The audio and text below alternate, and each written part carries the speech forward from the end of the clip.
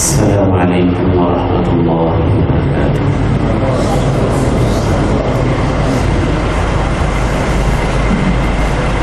الحمد للہ نحمده ونستعینه ونستغفره ونعوذ باللہ من شرور انفسنا ومن سیئات اعمالنا، اشهد ان لا اله الا الله وحده لا شريك له وأشهد أن محمدا عبده ورسوله صلى الله عليه وعلى آله وصحبه وسلم، أما بعد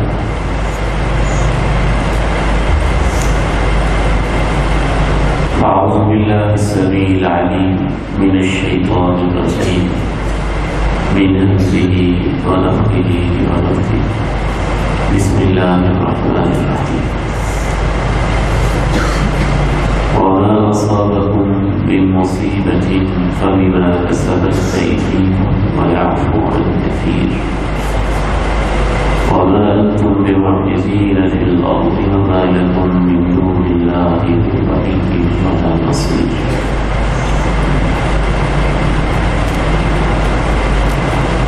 اللہ تعالیٰ نے کائنات میں جو چیز بھی پیدا کی ہے اس کے اندر کوئی نہ کوئی اثر رکھا، کسی کا اثر اچھا ہے اور کسی کا اثر برا ہے۔ پانی میں تاثیر ہے کہ وہ پیاس بجھاتا ہے، روٹی کے نوالوں میں تاثیر ہے کہ وہ بھوک مٹاتے ہیں، سورج کی توازن اور دھوپ میں یہ تاثیر ہے کہ وہ ٹیمپریچر اور گرمی مہیا کرتے ہیں، چاند کی چاندنی میں یہ تاثیر ہے کہ وہ ٹھنڈک فراہم کرتا ہے۔ کچھ چیزوں کے اثرات برے بھی ہیں، مضر اور نقصان دہ بھی ہیں۔ سانپ کے زہر میں تاثیر ہے کہ وہ جان لیوا ثابت ہوتا ہے، بچھو کے ڈسنے میں تاثیر ہے، وہ انسان کو تڑپا دیتا ہے۔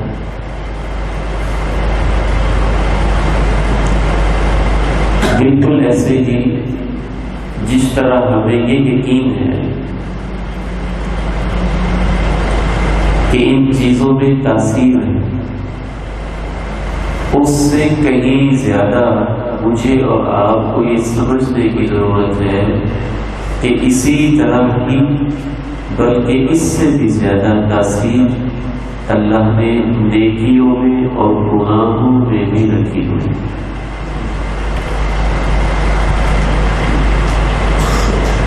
تلاوت میں اپنی تاثیر ہے، نماز میں اپنی تاثیر ہے، زکوٰۃ میں اپنی تاثیر ہے، روزے میں اپنی تاثیر ہے، حج و عمرہ میں اپنی تاثیر ہے، صدقہ و خیرات میں اپنی تاثیر ہے، اور گناہوں میں سے شرک کے اپنے اثرات ہیں، بدعت کے اپنے اثرات ہیں، جھوٹ کے اپنے اثرات ہیں، زنا کے، فحاشی کے، بے حیائی کے، چوری کے، ڈکیتی کے، بدعہدی کے، دھوکہ دہی کے، رشوت ستانی کے، ان کے اپنے اپنے نقصانات ہیں۔ آج کی اس درس قرآن میں گناہوں کے چند اثرات اور اس کے بعد کہ وہ کون سی نیکیاں ہیں جو ان اثرات کو مٹا دیتا ہے، اس کا مختصر تذکرہ میں آپ کے سامنے رکھوں گا۔ گناہ کا سب سے پہلا اثر انسان کے دل پر ہوتا ہے۔ انسان گناہ کرتا ہے، دل پہ زنگ لگتا ہے، وہ اور گناہ کرتا ہے، زنگ اور بڑھ جاتا ہے، وہ اور گناہ کرتا ہے، دھبے اور بڑھ جاتے ہیں، وہ اور آگے بڑھتا ہے، حتیٰ کہ دل سیاہ ہو جاتا ہے، پھر ٹیڑھا ہو جاتا ہے، پھر الٹا ہو جاتا ہے، پھر اس پہ تالے لگ جاتے ہیں، قفل چڑھ جاتے ہیں، پھر مہر لگ جاتی ہے، حتیٰ کہ پھر دل کی موت واقع ہو جاتی ہے۔ یہ اللہ تعالیٰ نے قرآن مجید میں مختلف مقامات پر بیان کیا۔ كلا بل ران على قلوبهم ما كانوا يكسبون كلا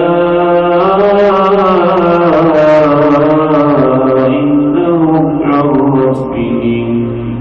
عن ربهم يومئذ لمحجوبون.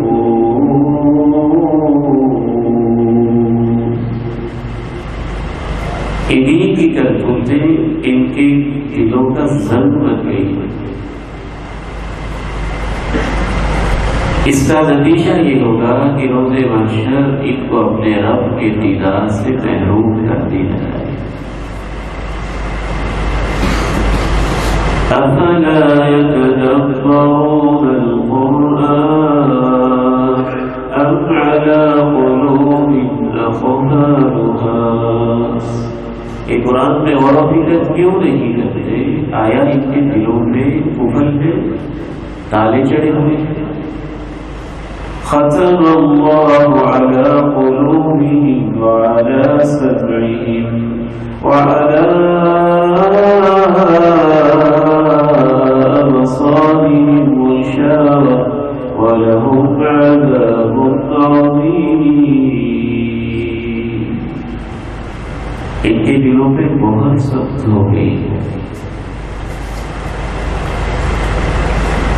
وَلَقَدْ ذَرَأْنَا لِجَهَنَّمَ كَثِيرًا مِنَ الْجِنِّ وَالْإِنسِ لَهُمْ قُلُوبٌ لَا يَفْقَهُونَ بِهَا وَلَهُمْ أَعْيُنٌ لَا يُبْصِرُونَ بِهَا وَلَهُمْ آذَانٌ لَا يَسْمَعُونَ بِهَا أُولَئِكَ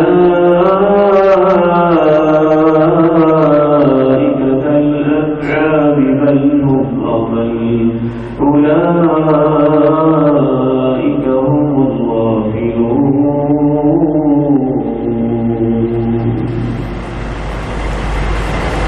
گناہوں کا دوسرا اثر جسم پر ہوتا ہے.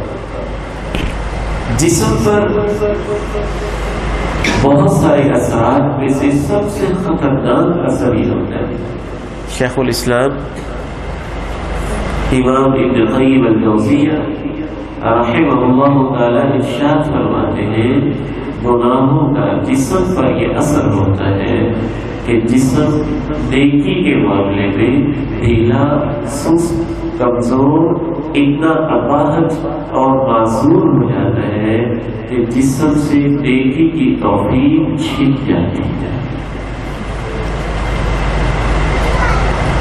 نہ اسے نیکی میں لذت آتی ہے، نہ نیکی کرنے کو دل چاہتا ہے. اگر سینما گھر کی طرف جانا ہو تو گناہ کر کر کے پاؤں تیز ہوئے ہوتے ہیں. برائی کی طرف جانا ہو تو پاؤں میں بڑی ہمتیں ہوتی ہے. غلط جگہ پہ ملاقات کے لیے جانا ہو تو اس کے پاؤں بڑے قدم تیزی سے بھرتے ہیں. مسجد کی طرف آنا ہو تو اس کے پاؤں میں زنجیریں بن جاتی ہیں، پتھر پڑ جاتے ہیں. ایک شخص آگے پوچھتا ہے بڑی خواہش ہے رات کو تہجد پڑھا کروں لیکن اٹھا ہی نہیں جاتا. بستر اتنا بھاری ہوتا ہے، نیند کا اتنا بوجھ ہوتا ہے، غفلت کا اتنا غلبہ ہوتا ہے، سستی اتنی چھائی ہوتی ہے کہ اٹھا ہی نہیں جاتا. جواب دینے والا کیا خوبصورت جواب دیتا ہے، قیدت کا ذنوب. جب تو اٹھنے لگتا ہے تو تیرے گناہ تیرے پاؤں کی زنجیر بن جاتے ہیں. گناہوں کا تیسرا اثر ہماری اولاد پر، ہماری نسلوں پر. امام ابن قیم الجوزیہ رحمہ اللہ تعالی کتاب الفوائد میں لکھتے ہیں اوحى اللہ تعالی الى نبی من الانبیاء. اللہ نے نبیوں میں سے ایک نبی کی طرف یہ پیغام بھیجا اپنی قوم کو جمع کرو اور ان کو پیغام سنا دو. کیا پیغام سنا دو؟ فرمایا ان کو بتا دو انی اذا اطعت رضیت واذا رضیت رحمت ورحمتی تبلغ السابع من الغلب واذا عصیت غضبت واذا غضبت لعنت ولعنتی تبلغ السابع من البلد. اے میرے محبوب پیغمبر، اپنی امت کو جمع کر کے بتا دو، سابقہ نبیوں میں سے ایک نبی سے کہا جا رہا ہے کہ میں اس کا تم کو پیغام دینا چاہتا ہوں، جب میری نافرمانی کی جاتی ہے تو میں ناراض ہو جاتا ہوں، جب میں ناراض ہو جاتا ہوں پھر میں لعنت برساتا ہوں، جب میں لعنت برساتا ہوں تو میری لعنت کا اثر 7ویں نسل تک بھی چلا جاتا ہے۔ فَبِمَا نَقْضِهِم مِّيثَاقَهُمْ لَعَنَّاهُمْ وَجَعَلْنَا قُلُوبَهُمْ قَاسِيَةً۔ یہودیوں کے بارے میں اللہ نے کہا انہوں نے بار بار وعدے توڑے، اس وجہ سے ان پہ لعنتیں ہوئی اور ان کے دل سخت ہو گئے، بدتر خنزیر کی شکلوں میں ان کی شکلوں کو بدلا گیا، اور آج تک ان کی نسلیں اسی نقشے قدم پہ چلتے ہوئے لعنتیں ہی سمیٹ رہی ہیں۔ تو دل پہ اثر ہوتا ہے، جسم پر اثر ہوتا ہے، اولاد پر اثر ہوتا ہے، گناہوں کا اثر زمین پر ہوتا ہے، آسمان پر ہوتا ہے، سمندر میں ہوتا ہے، پانی کے قطروں پہ ہوتا ہے، ریت کے ذروں پہ ہوتا ہے، درختوں کے پتوں پہ ہوتا ہے، ہواؤں پہ ہوتا ہے، فضاؤں پہ ہوتا ہے، آسمانوں پہ ہوتا ہے، خشکی میں ہوتا ہے، تری میں ہوتا ہے، پوری کائنات میں ہوتا ہے۔ ظهر الفساد في البر والبحر بما كسبت أيدي الناس ليذيقهم بعض الذي عملوا لعلهم يرجعون۔ بر و بحر میں فساد انسانوں کے گناہوں کی وجہ سے برپا ہو چکا ہے۔ گناہوں کا اثر مرد ہوتا ہے اور بڑا شدید ہوتا ہے۔ وَلَوْ تَرَىٰ إِذِ الظَّالِمُونَ فِي غَمَرَاتِ الْمَوْتِ وَالْمَلَائِكَةُ بَاسِطُو أَيْدِيهِمْ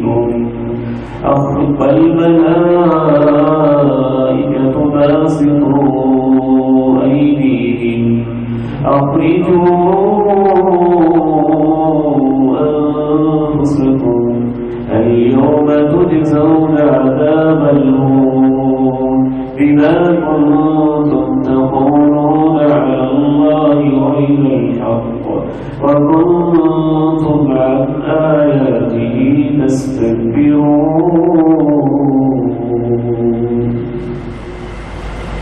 کاش تم وہ منظر دیکھ سکتے جب ظالم قوم کی بے ہوشیوں اور غشیوں میں ہوتے ہیں، فرشتوں نے اپنی باہوں کو ان کی طرف پھیلایا ہوتا ہے اور کہتے ہوتے ہیں نکالو اپنی گندی روحوں کو، آج تمہیں ذلت کا عذاب دکھایا جائے گا، اس وجہ سے کہ تم اللہ کے بارے میں ناحق باتیں کہتے تھے اور اللہ کی آیتوں کے سامنے اکڑ جاتے تھے۔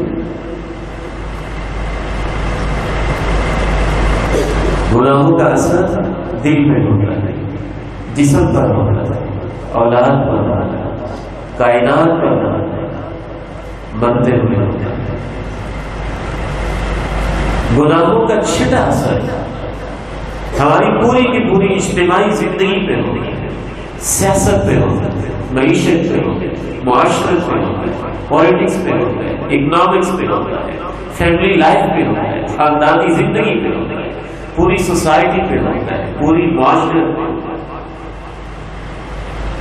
خصوصاً اللہ کے پیارے نبی علیہ السلام نے چند ایک گناہ کے تو نام لینے کے کہا، ما ظهرت الفاحشة في قوم قط إلا وفشى فيهم الطاعون والأوجاع التي لم تكن في أسلافهم الذين مضوا۔ جب کسی قوم میں بے حیائی عام ہو جاتی ہے تو اس قوم کے اندر بیماریاں عام ہو جاتی ہے۔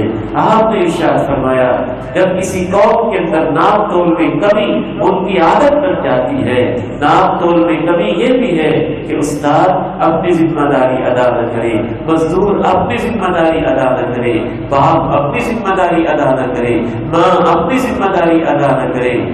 جو شخص بیچ رہا ہے وہ پوری طرح سے اس چیز کو جیسا اس کی قیمت یا ریٹ بنتا ہے اس کے مطابق دینے کی بجائے اگلے کو دھوکہ میں رکھنے کی کوشش کرے.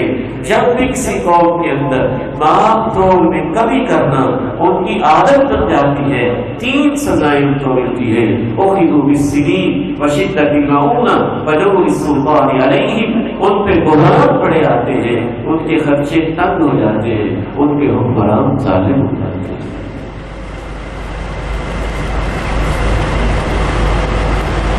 پھر آپ علیہ السلام نے ارشاد فرمایا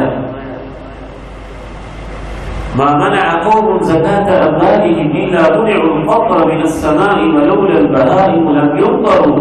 جب لوگ بخیل ہو جاتے ہیں، زکات نہیں نکالتے، رب کی راہوں میں صدقات کے بارے میں بخل سے کام لیتے ہیں، آسمانوں سے بارش کے قطرے روک لیے جاتے ہیں. اگر جانور نہ ہوتے تو بارش نہ ہوتی. آپ علیہ السلام نے فرمایا جب کوئی قوم کتاب اللہ کو چھوڑ دیتی ہے، قرآن کو چھوڑ دیتی ہے، قرآن کے فیصلوں کو چھوڑ دیتی ہے، اللہ اس قوم میں انتشار پیدا کر دیتا ہے، جنگیں، لڑائیاں، جھگڑے پیدا ہوتا ہے.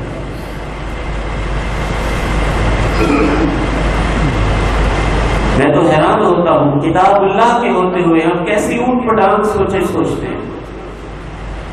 کتنے سیدھے واضح مسائل، ان کا حل، بڑے بڑے ایشوز کا 2 لفظوں میں اللہ نے اپنے قرآن کے اندر ایک ایک جملے کے اندر بتایا ہوا ہے.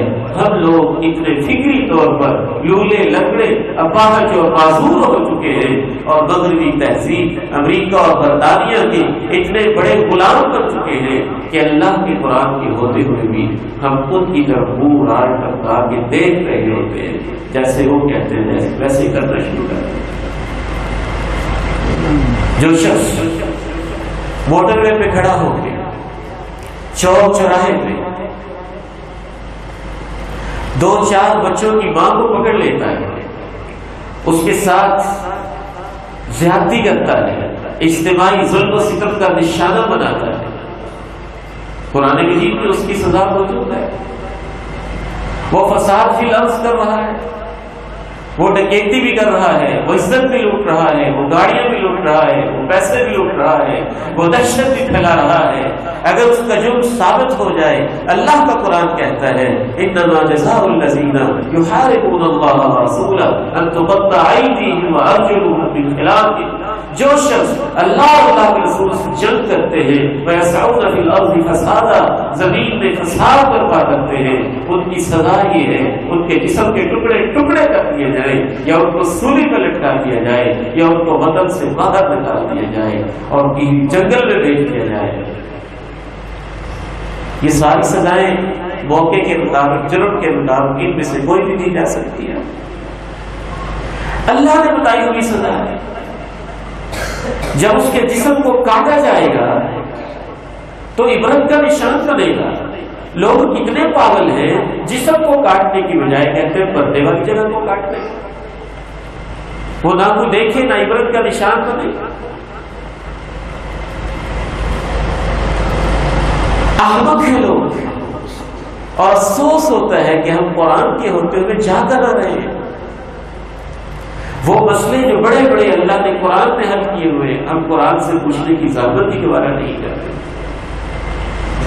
تو ایسے تو ہوگا جب قرآن معاشرے کے اندر نافذ نہیں ہوگا، اس پہ عمل نہیں ہوگا، وہ قانون نہیں بنے گا، پھر معاشرے میں انتشار، لڑائیاں جھگڑے فسادات بڑھیں گے.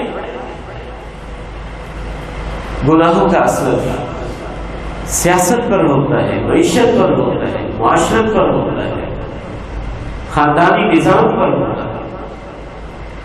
آخری بات اس حوالے سے عرض کرتا ہوں، گناہوں کا اثر ہماری قبروں پہ ہوتا ہے، میدان محشر میں ہوتا ہے.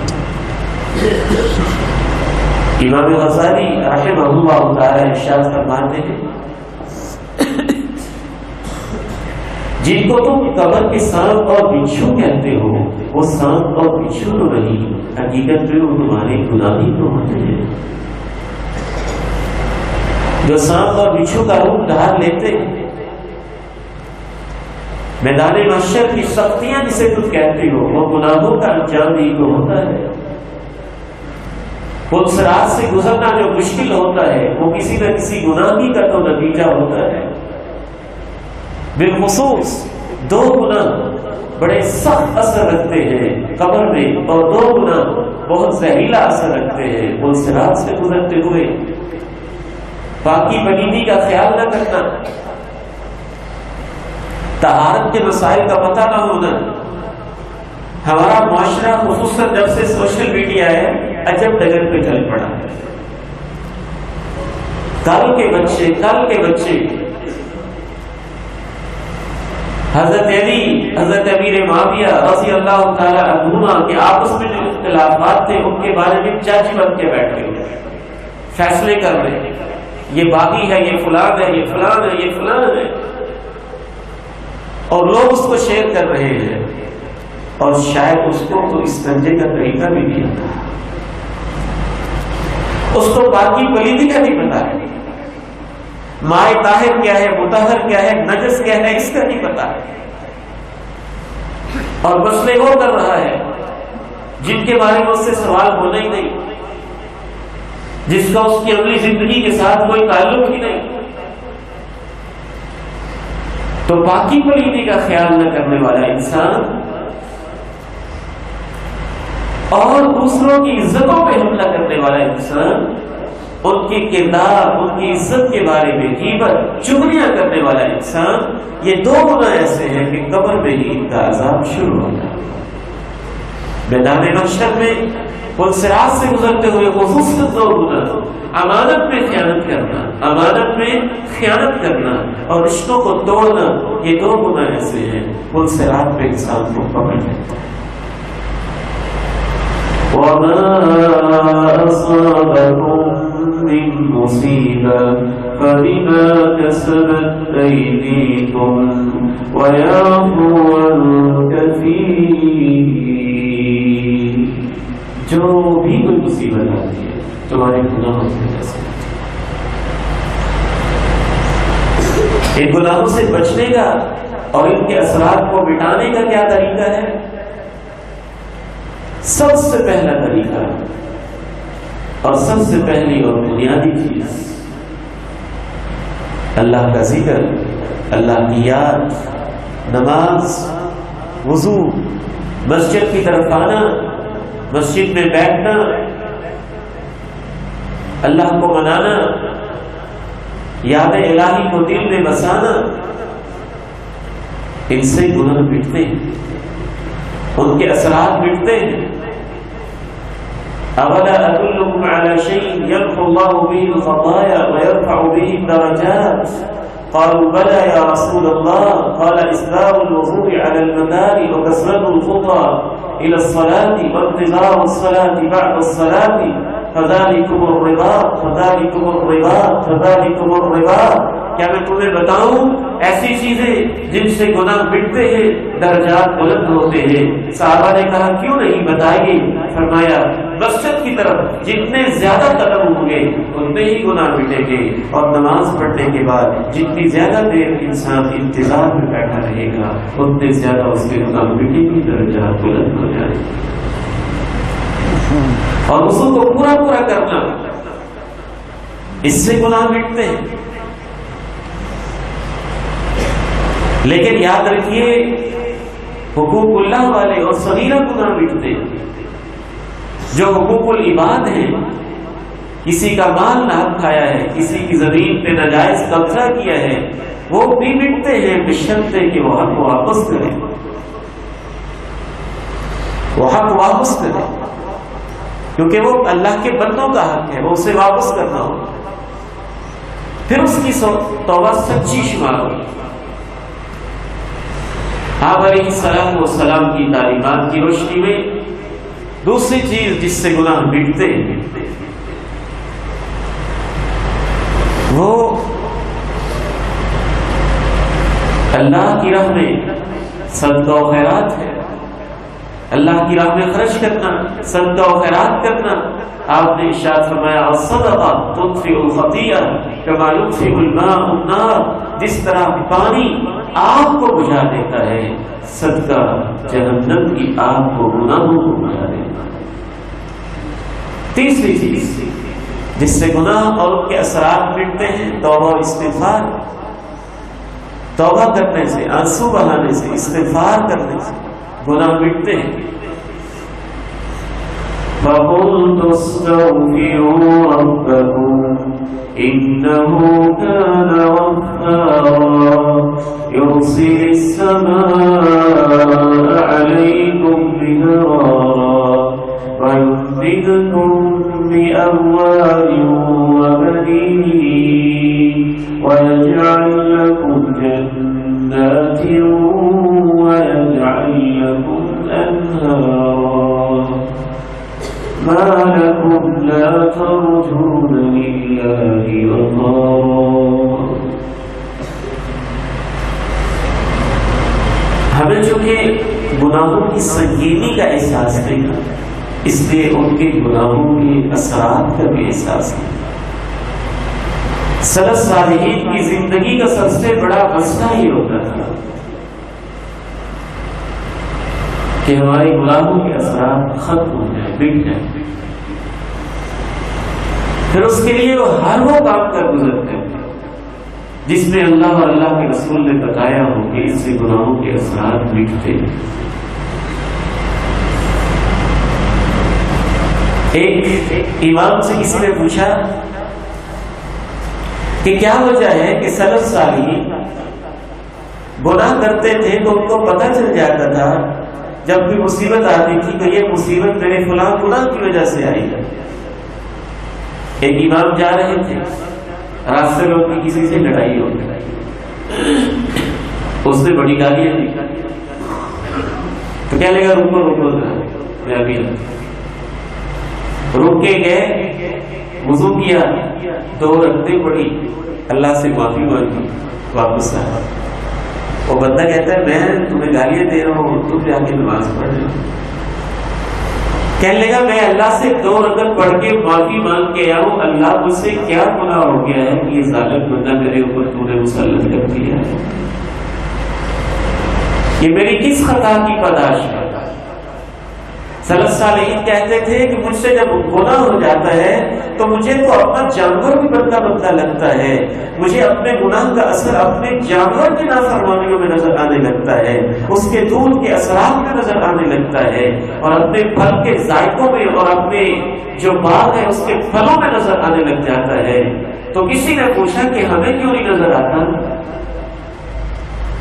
تو جواب دینے والے نے کیا خوبصورت جواب دیا، کہا ان سے گناہ تھوڑے اور کبھی کبھی ہوتے تھے تو پتہ چل جاتا تھا کہ یہ فلاں مصیبت اس گناہ کی وجہ سے آئی ہے. ہم سے گناہ ہی اتنے زیادہ ہوتے ہیں کہ ہمیں اندازہ نہیں ہوتا کہ کون سی مصیبت کس گناہ کی وجہ سے آئی ہوگی. پھر دلوں پہ پردے اتنے بڑے ہوتے ہیں کہ وہ سوچنے کی توفیق نہیں ملتی، اس طرف غور و فکر کی توفیق نہیں ملتی. یہ معاملہ اتنا حساس ہے کہ فرشتوں کو بھی اللہ نے کہا ہے میرے بندوں کے لیے دعا کیا کرو کہ اللہ اپنے بندوں کو جو انہوں نے گناہ کیے ہیں ان کے اثرات اور ان کے نتائج سے تو حفاظت کرنا. باقاعدہ جن فرشتوں نے عرش کو اٹھایا وہ یہ دعا کر وَقِهِمُ السَّيِّئَاتِ وَمَن تَقِ السَّيِّئَاتِ يَوْمَئِذٍ فَقَدْ رَحِمْتَهُ. وہ کہہ رہے اللہ ان کو گناہوں کے اثرات سے بچائیں. اللہ تعالیٰ سے دعا اللہ تعالیٰ میری اور آپ کی حفاظت فرمائے. اسی پر میں اپنی گزارشات مکمل کرتا ہوں اس امید کے ساتھ کہ رب کریم مجھے اور آپ کو ہماری خطائیں، ہماری لفظیں، ہماری کوتاہیاں ان سے درگزر کر